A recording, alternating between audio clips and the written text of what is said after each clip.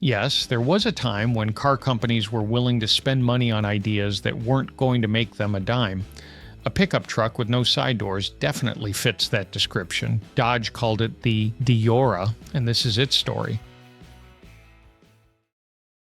By the mid 1960s, the custom car scene was booming. Everyone was either throwing a hot rod together or customizing whatever they had to make it stand out. But for some people, the goal went much further than simply making a car look different. They wanted to create something people would remember. And that's exactly what the Alexander brothers, Mike and Larry, set out to do.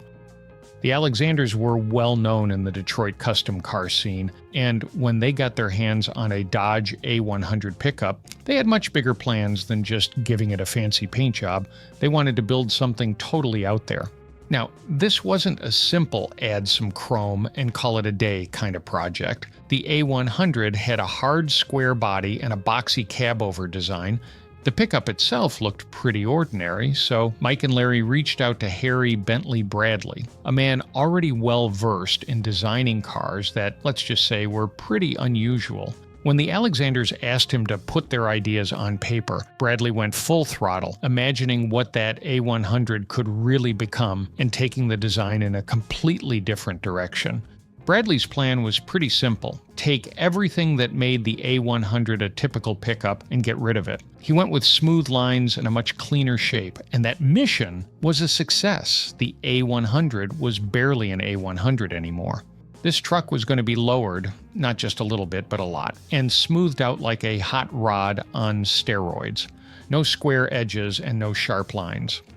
He started by lowering the A100's profile by 15 inches. Normally, you'd have trucks that were tall and imposing, but the Deora had a mid-engine design where everything sat lower to the ground. And let's talk about the chopped-up bodywork. The team modified the body extensively to make it appear more fluid, eliminating all those hard, blocky lines. They even had to reshape the A100's chassis to accommodate the new lower stance. So now we've got a radically different shape, but something else had to happen. The entry system had to be redesigned from scratch. Let's face it, traditional truck doors weren't going to cut it. So what did the Alexanders and Bradley come up with? A design that can only be described as completely over the top. Now, if you thought this thing was wild on the outside, wait until you see how they made you get in. Doors? Forget it. How about a windshield that flipped upward on electric motors? Yes, we're going full sci-fi. The front end of the Deora didn't have regular doors or a conventional setup. Instead, the windshield lifted up, hinged at the top so the driver and passenger could climb in through the front. The lower section of the truck between the headlights actually pivoted forward like some kind of space-age clamshell.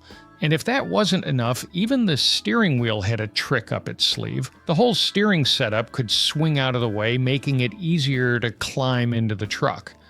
And the kicker? It used a chain and sprocket system connected to a yoke, which swung out of the way when you climbed in. So even getting behind the wheel had its own little bit of engineering. But of course, what would a truck be without a little fun? They used Mustang taillight bezels for side vents and Thunderbird sequential taillights for a touch of glam. The body was painted in metallic gold, and custom Firestone tires gave it that extra modern look. Here's a fun little secret. While this Dodge-backed concept was taking shape, the parts came from everywhere, including from Ford. Yet Chrysler probably didn't want to know that their futuristic Dodge Deora was sporting parts straight from the Ford parts bin. The windshield came from a 1960 Ford station wagon, while the rear window was taken from a 1960 Ford sedan. And as we've already seen, the side vents and taillights came straight from a Mustang and a Thunderbird. Somewhere in Detroit, the folks at Chrysler were probably shaking their heads, but the Deora turned out to be so cool they likely just rolled with it. So, after all this work and innovation, how did the world react to the Dodge Deora? Well, if you're expecting something normal, you're going to be disappointed. The Deora made its public debut in 1967 at the Detroit Autorama, and it absolutely stole the show. At the Autorama, the Deora won 9 different awards, including the prestigious Riddler Award, which is basically the Oscars of custom car shows. The Deora was clearly a standout, and Chrysler looked at this weird creation and thought, yeah, let's make this our official concept. They leased it to various car shows across the country, letting it represent Dodge for 2 full years. Because we're talking about something so iconic, it's almost impossible to imagine it without the Hot Wheels connection. And remember, there was a time when kids didn't have smartphones, streaming services, or an app for everything. You just had a box of toy cars and a living room floor. But jokes aside, that Hot Wheels connection played a huge part in turning this truck into an icon. When Mattel launched their first ever line of Hot Wheels cars in 1968, they included the Deora as one of the 16 original cars in the collection. But here's where it gets even better. This is where a 13-year-old kid enters the story. He submitted a name for the Deora as part of a Name the Car contest, and guess what? He was supposed to call it Deborah after his crush, but he made a typo, so instead the name became Deora. After its show run, the truck was sold to Al Davis, a custom car collector who unfortunately died in 1970, meaning the car was stashed away in storage for decades. Fast forward to 1998, when Al Davis Jr., his son, decided to bring the Deora back into the public eye. With the help of the original designer, Harry Bentley Bradley, they spent months restoring the truck to its former glory. In 2009, the Deora went up for auction and sold for a cool $324,500, proving that a custom truck made in the 1960s could still pack a punch in the market. For their 35th anniversary, Hot Wheels released the Deora 2, a more modern reinterpretation of the original Deora.